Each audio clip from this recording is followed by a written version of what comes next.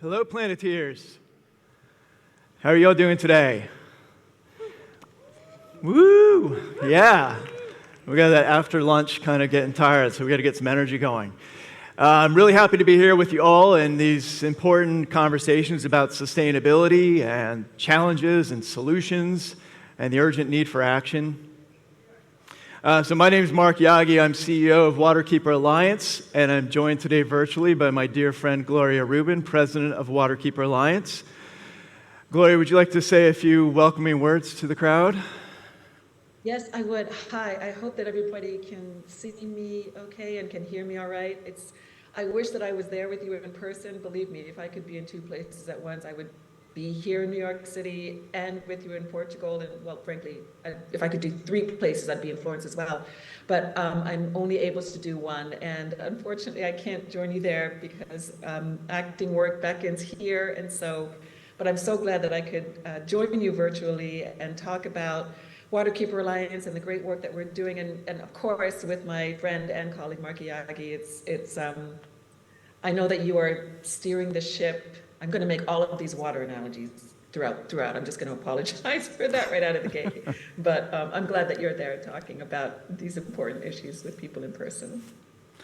Well, we miss having you here as well, Gloria, but we're excited to be here and honored to have been invited, and thank you, Sergio, and all the Planetiers team for having us.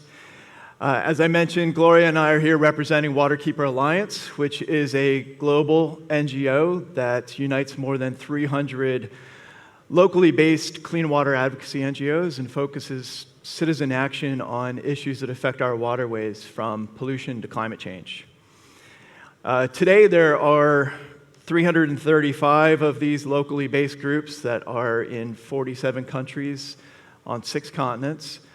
And together, they're patrolling and protecting about 7 million square kilometers of waterways around the world. So this is like 1,200 women and men who are united for clean, healthy, and abundant water for all people on the planet. And at Waterkeeper Alliance, what we do is we help strengthen those local fights, those local battles that they have, protecting their community and their community's right to clean water. We amplify their collective voices around the world, and we work together to strengthen, defend, and enforce clean water laws and policies. Today, what we're going to do is Gloria and I are going to have a little bit of a fireside chat without a fire. For 10 or 15 minutes about water and climate, the importance of local leadership and partnerships, and the need to have everyone engaged and to bring a bold vision. And so with that, Gloria, do you want to kick things off? Yes, absolutely. And I love what you just said about bold visions, and being a part of the solution. And that's one of the great things that Waterkeeper Alliance does, and that our waterkeepers around the globe do. I mean, literally, we are around the globe, from Asia to Africa to Alaska to Australia. We are everywhere. And Waterkeeper Alliance's overall mission, is to protect the right to clean water in communities around the world.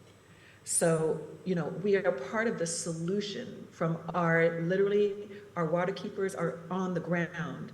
They work in their communities, they live in their communities, they fight for their communities for clean water. So, Marc, I want to ask you, to kind of begin this discussion, how is climate change specifically a water issue? Like, what makes climate change and water intertwined?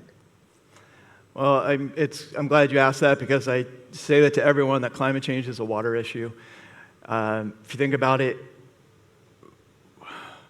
climate change is altering the chemistry of our oceans, the character of our coastlines, the timing and intensity of rain and snow, wreaking havoc across the planet.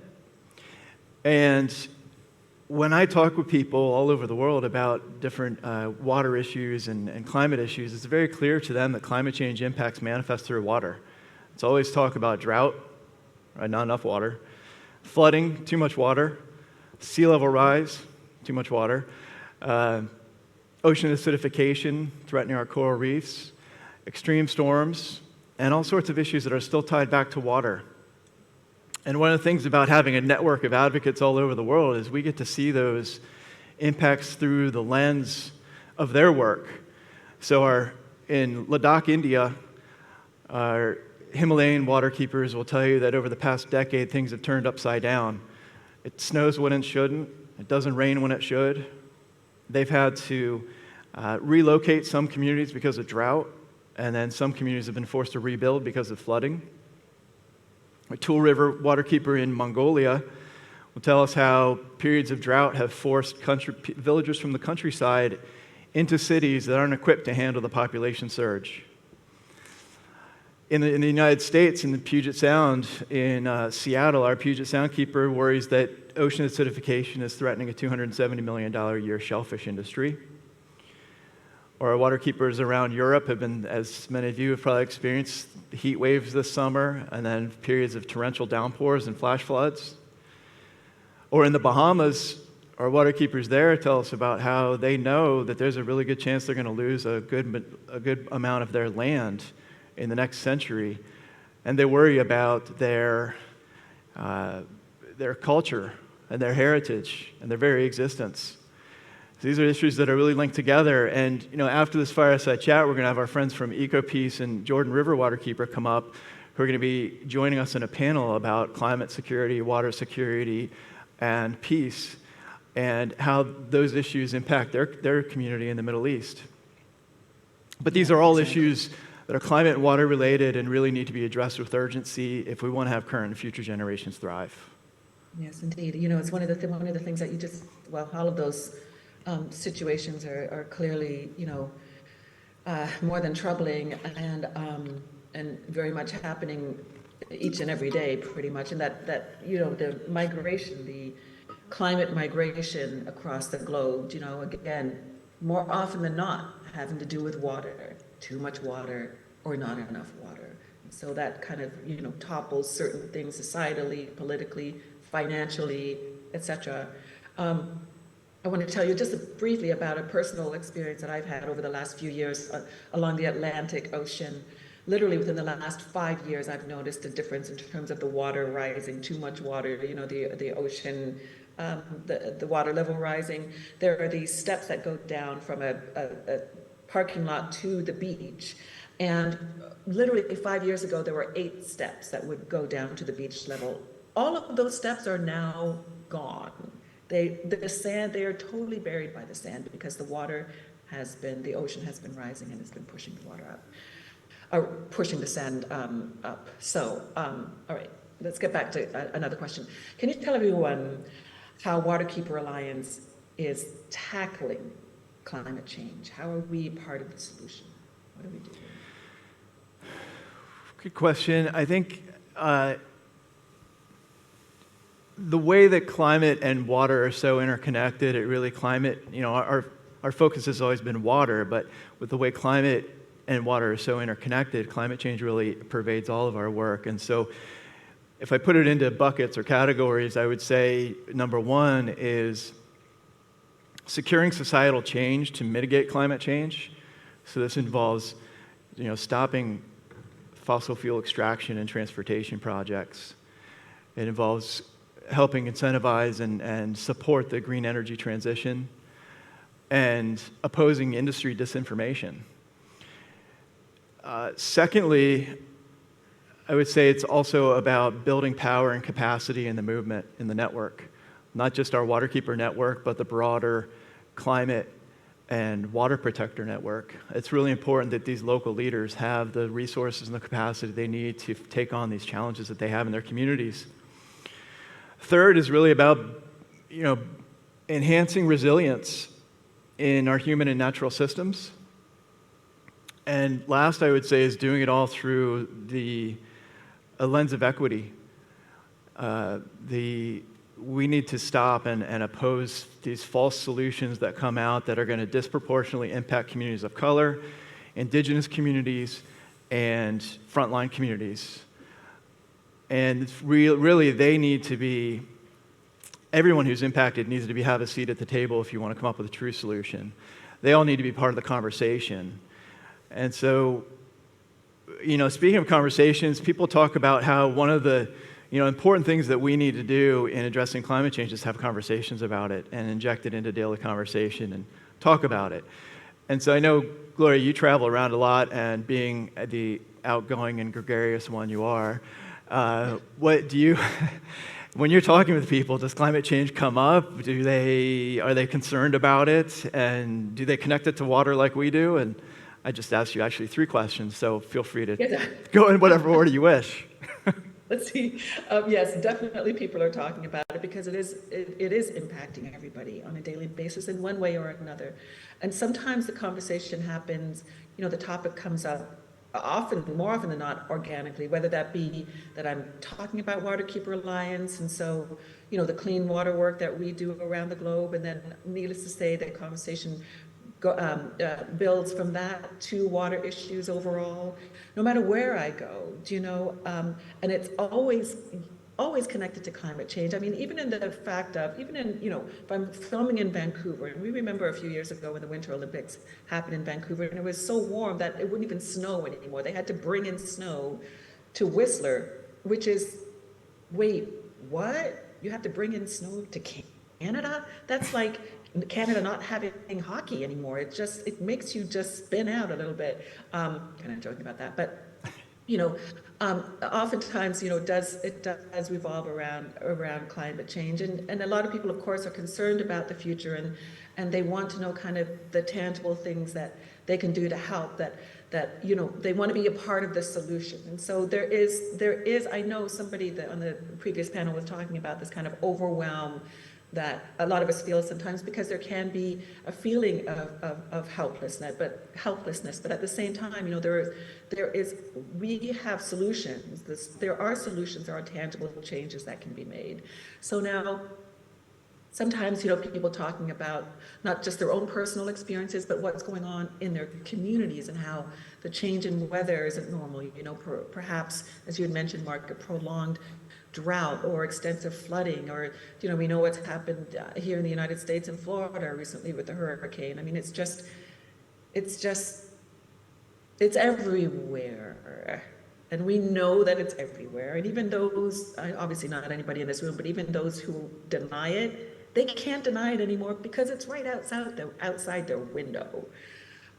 So everybody's talking about it. And even though sometimes, there might be this feeling of, oh gosh, what can I do? Overall, I'm really heartened that, look, change begins with conversation. Nothing's going to change unless we acknowledge the truth. And we don't acknowledge the truth unless we start talking about it. So that's what gives me hope, is that people are talking about it. There's more increased awareness about it. And unfortunately, there is no denying it because of the havoc that is coming across, that is happening because of climate change. So, stronger climate action, more awareness, communication, those are hopeful things, and those are things that are coming up in conversations that I have with people wherever I go to work. So, Right. Community-based waterkeepers are totally community-based. So now, communities, back to 300 waterkeepers around the world, right? Over 300 licensed waterkeepers around the world, and thousands of other local leaders are working on these issues. Now, what impact can people in communities make? What impact can individuals make regarding, towards what is definitely, I would say, and I'm sure we would all agree, the most challenging environmental issue of our time?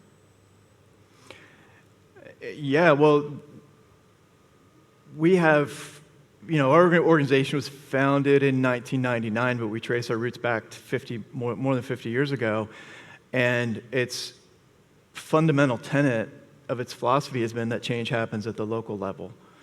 And we don't have time to wait around for national governments to come in and try to fix the problems, fix their dysfunctions, or sometimes when they are working on issues, they're just nibbling around the edges. We need greater impact, and that happens at the local level.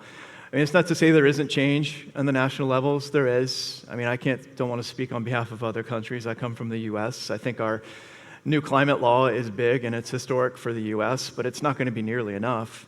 It's going to come down to local leadership and people making impact on the ground.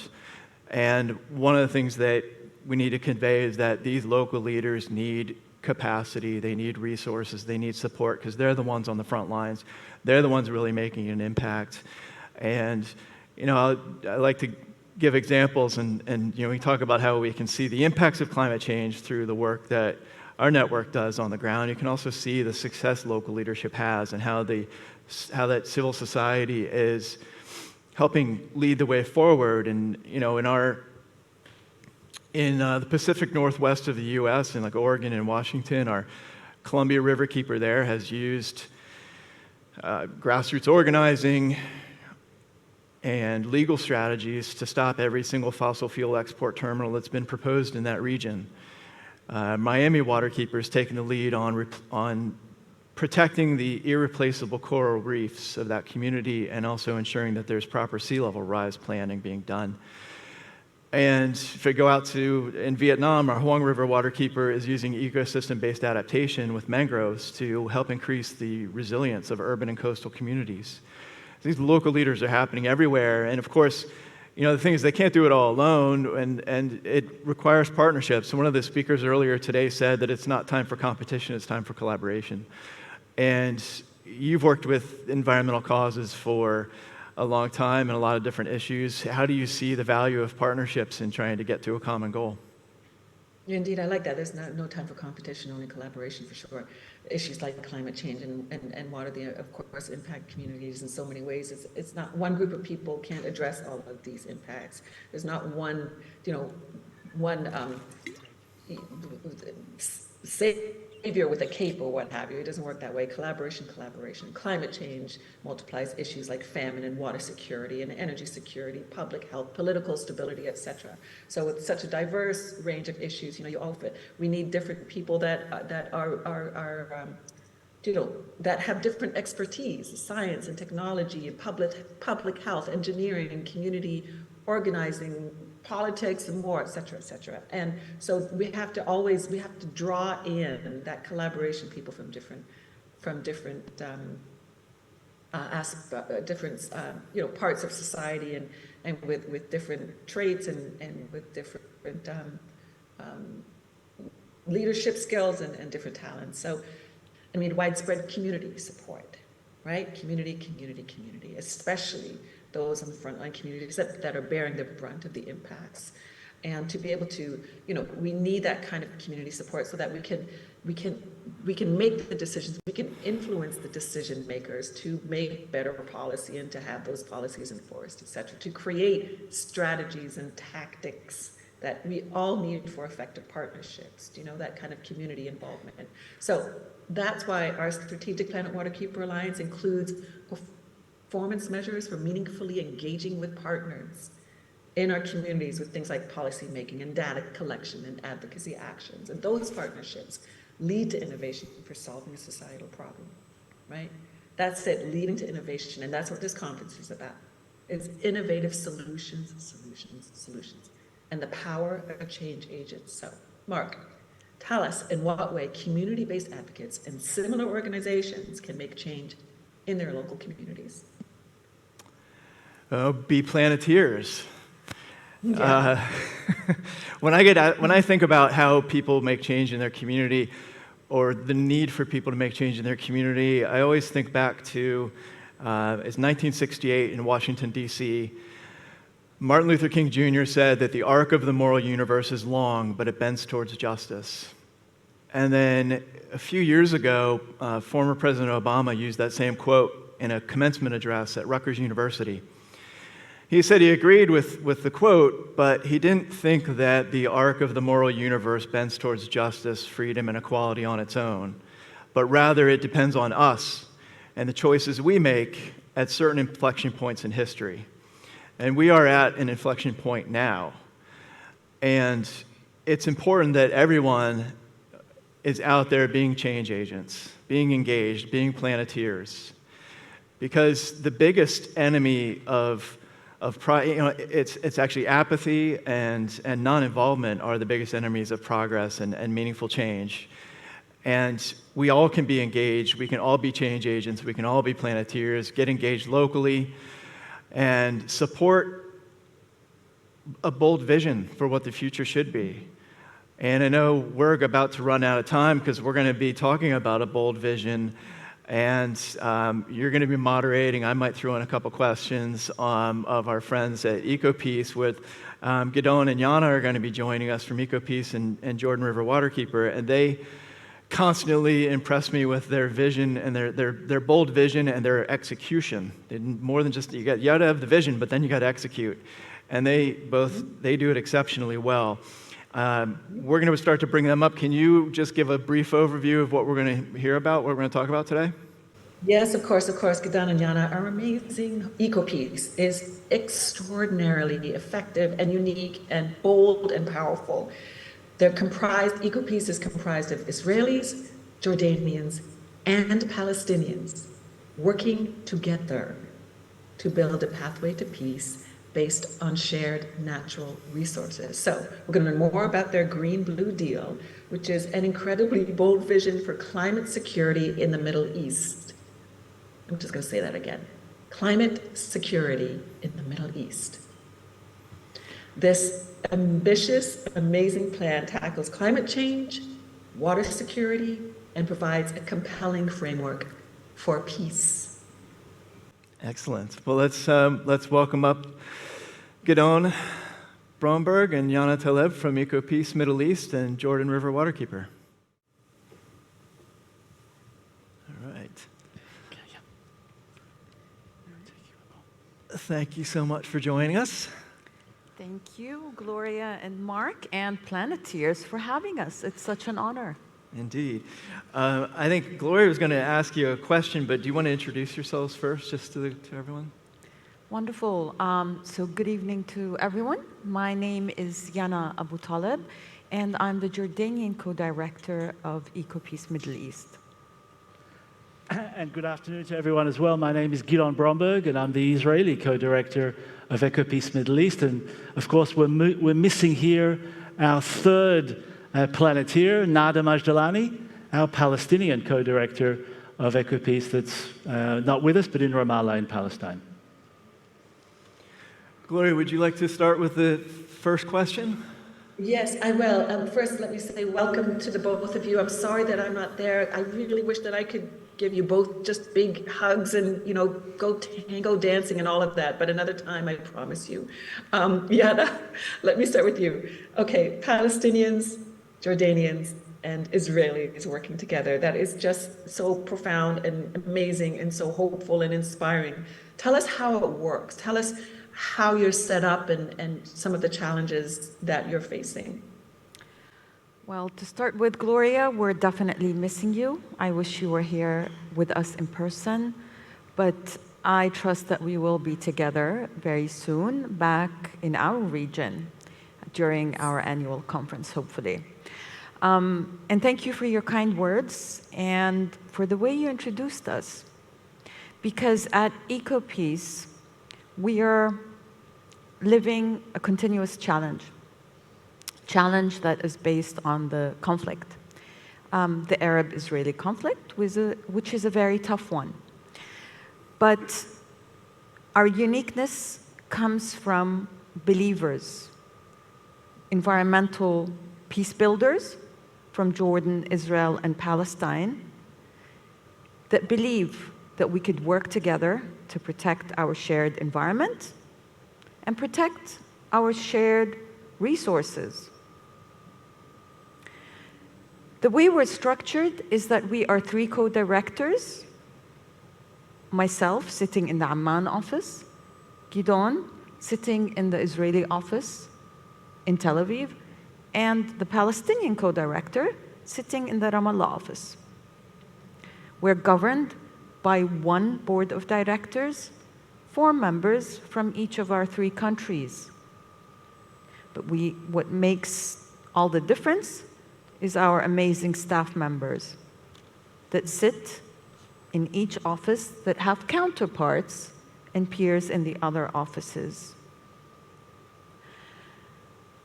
Our work is really focused on protecting our shared water resources. So what's shared between Jordan, Israel, and Palestine? You find that our work is mainly focused on the lower part of the Jordan River that flows into the Dead Sea. But then we also have bilateral work on the mountain aquifer shared between Israel and Palestine, and the coastal aquifer shared between Israel and Gaza. We have a unique methodology because as an organization, in order to make difference, we target policy change. So we work with decision makers in each of our countries. But what makes it very powerful is that we produce studies and data in order to make policy change. Since we were founded as an organization in 1994, right after the signing of the peace treaties between our countries, we're focusing on working with decision makers. But soon after, we discovered that something is missing, and it's the people. People that live in communities that share the resources. So we started becoming a grassroots organization, meaning we exist in communities that share our resources. And we build constituencies within those communities. So we work with different levels of people and stakeholders in the communities, and we make that necessary link between the people on ground and the decision makers who sit in our capitals. And why do we do that? Because we aim at real change. We want sustainability. If we are going to protect, especially our shared water resources, we have to aim at cooperation between our three countries, cooperation that will lead to sustainable development.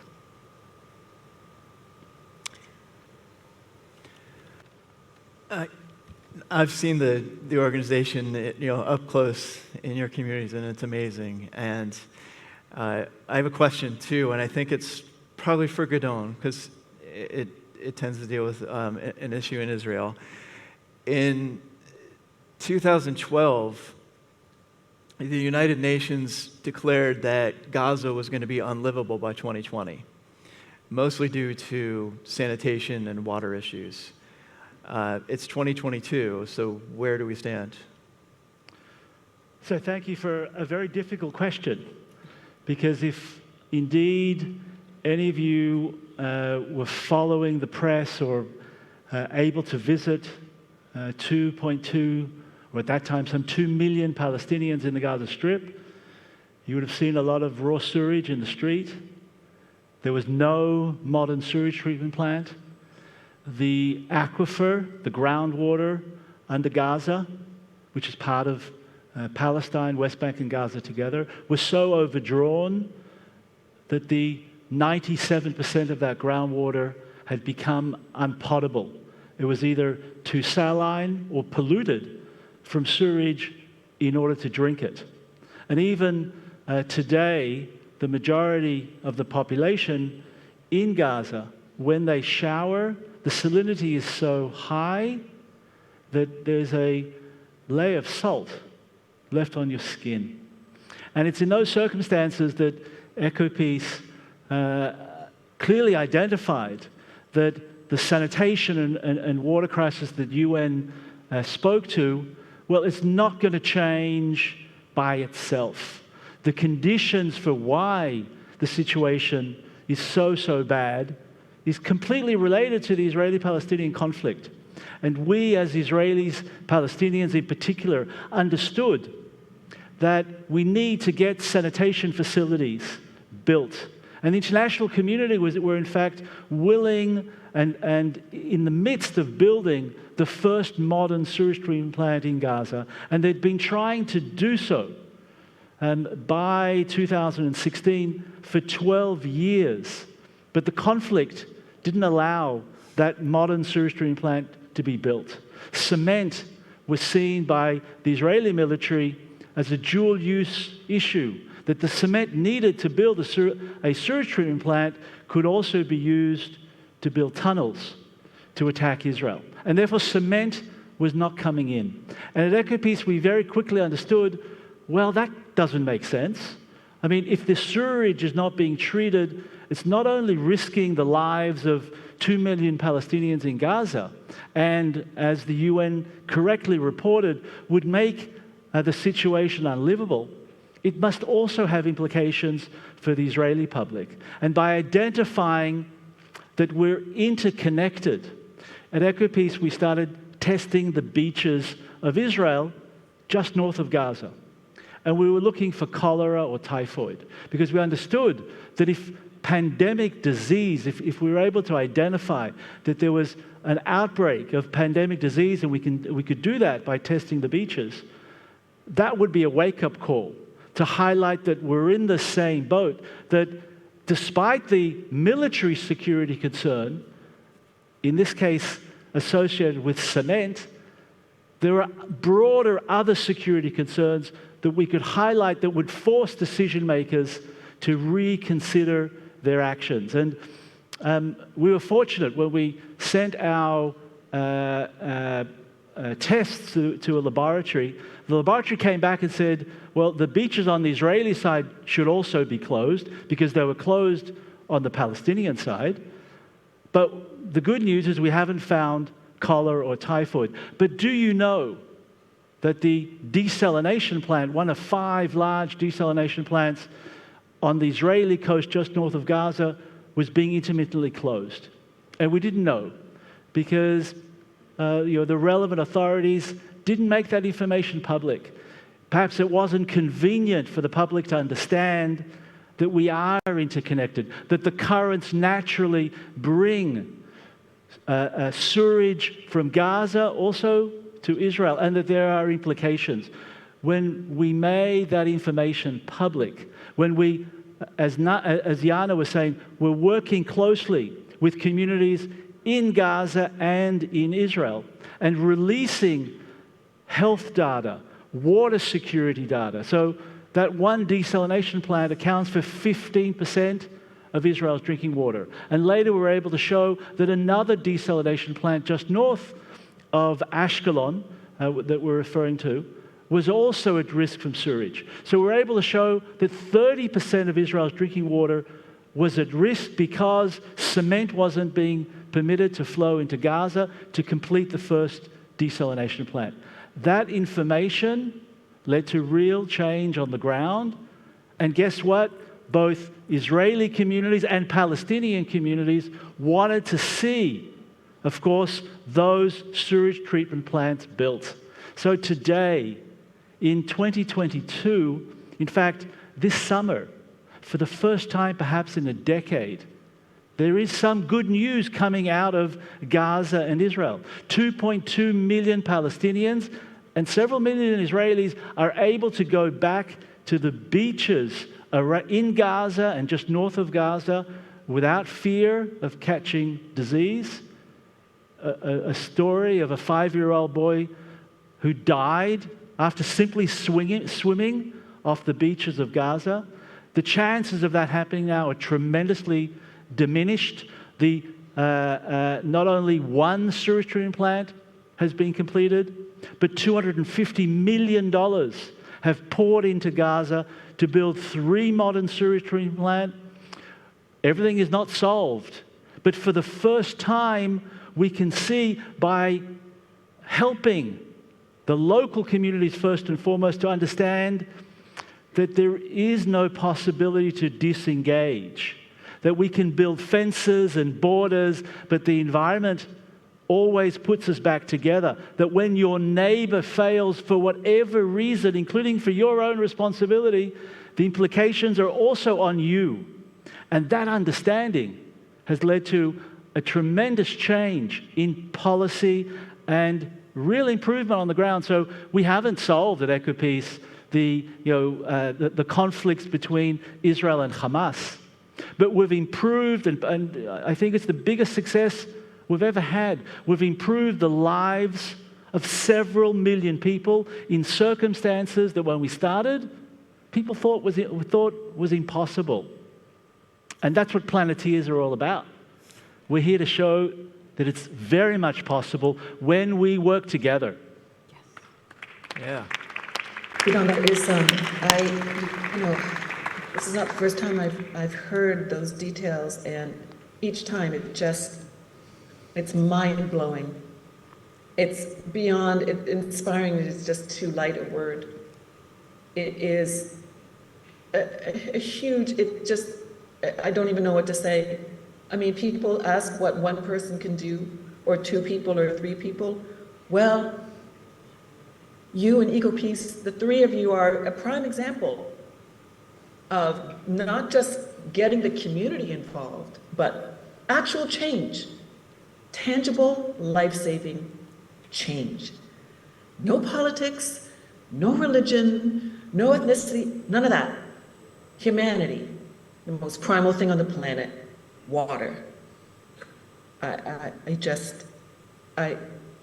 Kudos. That's, again, too light a word. It's just beyond inspiring. I think everybody needs to know this story for sure, and I'm sure everybody in the audience this is the first time you're hearing it. I mean, your response, I imagine, is very similar to mine, which is, what? Amazing. All right, Yana, I have another question for you. So, the Green-Blue Deal that EcoPeace launched in 2020. Tell us about that. Well, thank you, Gloria. To be honest, working at EcoPeace, working with both decision makers and with people on ground, a decade ago, when we started addressing the issue of climate change, especially to Jordanians, we were called crazy, and a lot of people were doubting. I mean, that not understanding that there is climate change, that it will and is affecting us and impacting our resources, our limited resources. So what we did in 2020 is we repackaged the programs that we worked on for a long time to tackle climate change, to give examples of solutions that are climate resilient. So it has 4 components. And the first one is a water energy nexus. And it's actually based on a pre-feasibility study that we started working on back in 2015 that talks about building healthy interdependencies between our countries, building on the relative advantages that we have in each of our countries. So describing the situation in Jordan, we are, I think, number 2 in the world in terms of water scarcity and the limited water resources that we have. And the situation at this time with the effects of climate change, we are very water stressed. Over a decade ago, Israel became leader in terms of desalination and desalination technology, being able to produce water at the cheapest prices, I think, in the world. So that makes water issues solvable and no longer a zero-sum game. So the idea of a water energy exchange is that Israel, and of course Palestine, with their Mediterranean coast, would be able to produce desalinated water, sell to Jordan, which is very much needed, but in return, Jordan has that relative advantage, a God-given gift, of being one of the best solar production in the world, with some of the best radiation rates, basically, that would allow Jordan to produce almost 20% of its energy needs from renewable energy and 20% of the region's needs. And that would be the idea, is the production of solar energy in Jordan to be sold to desalinate water from Israel and Palestine. It was, at the beginning, in a way, a dream, because it needed a lot of political will. But guess what? With our unique methodology at EcoPeace, with working with both decision makers and different stakeholders, we were able to achieve a lot. Last year, at the end of last year, we saw a declaration of intent being signed between Jordan and Israel to exchange water and energy. This was possible because of our understanding that this is a major issue for us in the region, but the way we function and the way we're able to bring in the private sector who have a vested interest. Also, because the project and that exchange makes economic sense. We were able to overcome the political will that is needed. And we continue to work with seeing that letter of intent being translated into an agreement signed between our countries. So to the second component of the Green-Blue Deal, it's about using technology, especially the desalination technology in Israel, but also building on the fact that Israel is a world leader in treatment and reuse of its wastewater, and using water as a low-hanging fruit to solve one of the final state issues between the Israelis and the Palestinians. So negotiating a water agreement between Israel and Palestine that would tackle water rights for the Palestinians. Third component of our Green-Blue Deal talks about us being the Jordan River Waterkeepers. So it's our work on the Jordan River with a vision to bring back the Jordan River to becoming our natural regional water carrier. We've done many studies since the establishment of the organization. But in 2015, we put all our efforts together and we produced the first ever regional master plan tackling sustainable development needs in the Jordan River Valley. Because we realized a few years into the research that we were doing for the Jordan River, for the rehabilitation of the Jordan River, that we will never be able to work together and cooperate between our countries because there is an imbalance between the development on the three sides. So the master plan identifies 127 projects that need to be implemented to achieve sustainable development. But from us understanding that we need to be pragmatic and realistic, and implementing all the 127 projects require huge financial resources, but also political will, because it does address water rights, especially for the Palestinians. So we're working in parallel, different stages. We're working with the policymakers and trying to have our three governments come together, sign a memorandum of understanding to establish a trust fund that would be World Bank managed with donor resources that would implement a set of projects that could be implemented tomorrow, that don't need those hard decisions to be made. But also understanding the needs on ground in the Jordan Valley especially in Jordan and Palestine. We're also doing what we can as an organization to attract donor money to build some of the development needs, especially in the water and sanitation sector on ground.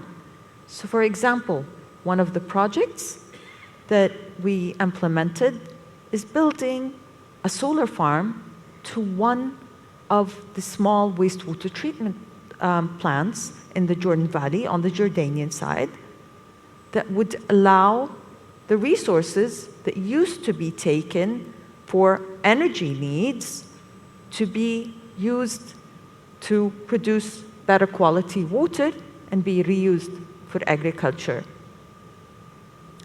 We also brought in the private sector, believing that all the projects make economic sense. And we produced feasibility studies that would allow the private sector to invest in some of those projects on ground. And we also saw a big rate of success there as well. So we see a lot of the business cases, especially when it comes to production of solar energy for farms in the Jordan Valley being implemented by the private sector. Our fourth and final component is about education and the power of education. We know that we cannot blame people that don't know. So we do a lot of awareness and education at EcoPeace. We work with our educators, our teachers, to empower them with the information they need to understand, what does climate security mean? What does water security mean? And what is all that and how it's related to our resources, what they need to do so that they in return can educate our young generation. We're heavily investing in our youth. We're working with different age groups. So we have a group that we call our Youth Water Trustees that we work with on the national levels and then bring together on a regional level to work together, to identify projects, to work together, because our resources are shared, and unless we work together, we will never be able to achieve. So with that, Gloria, I hope that was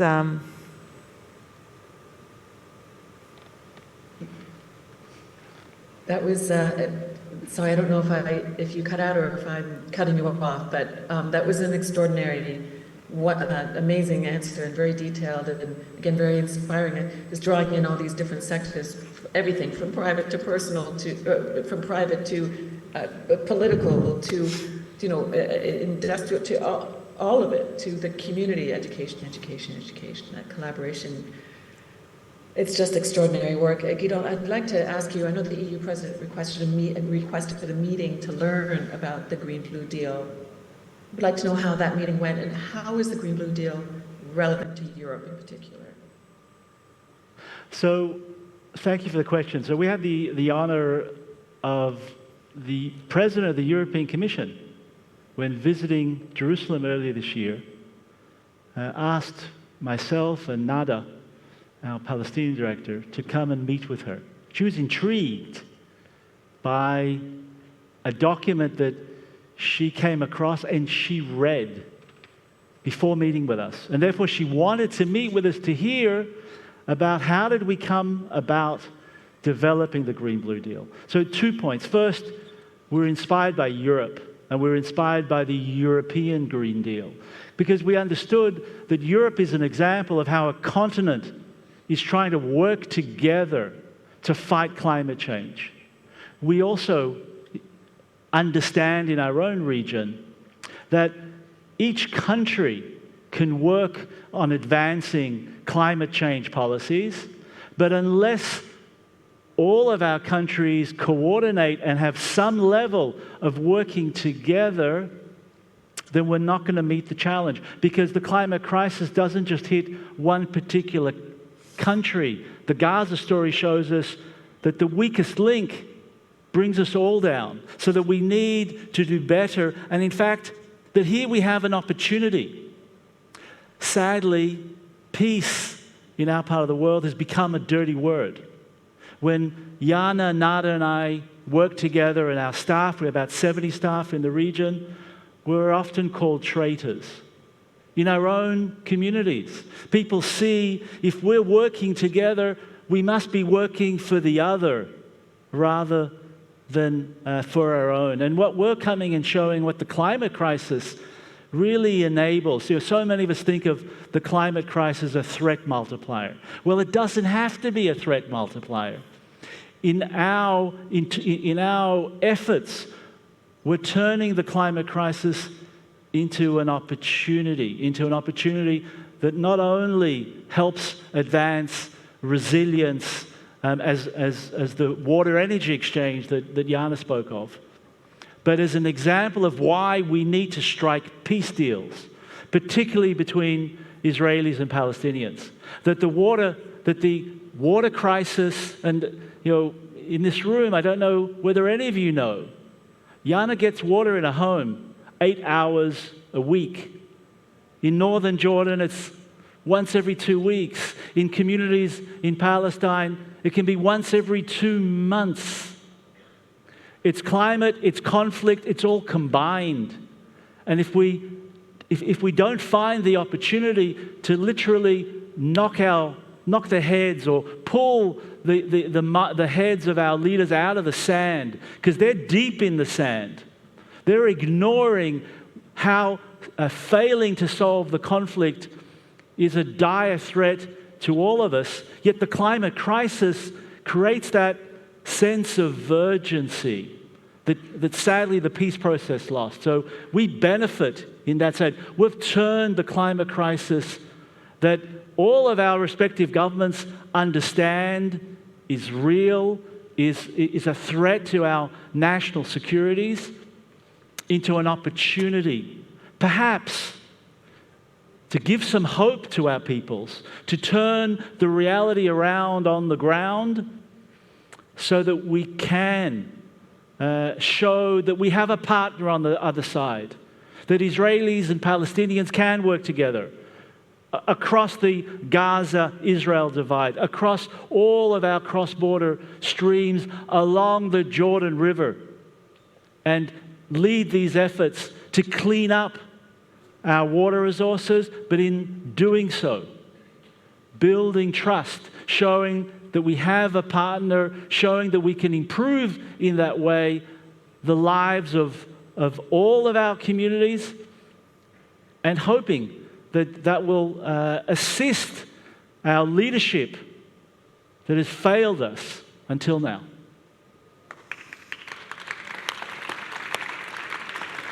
Well, I, for one, would like to listen to you both for several more hours, but this red flashing light over here is telling me we can't. I'm constantly impressed by all of the work that you do. Gloria, are there any closing words you want to say? Yeah, I do. I just,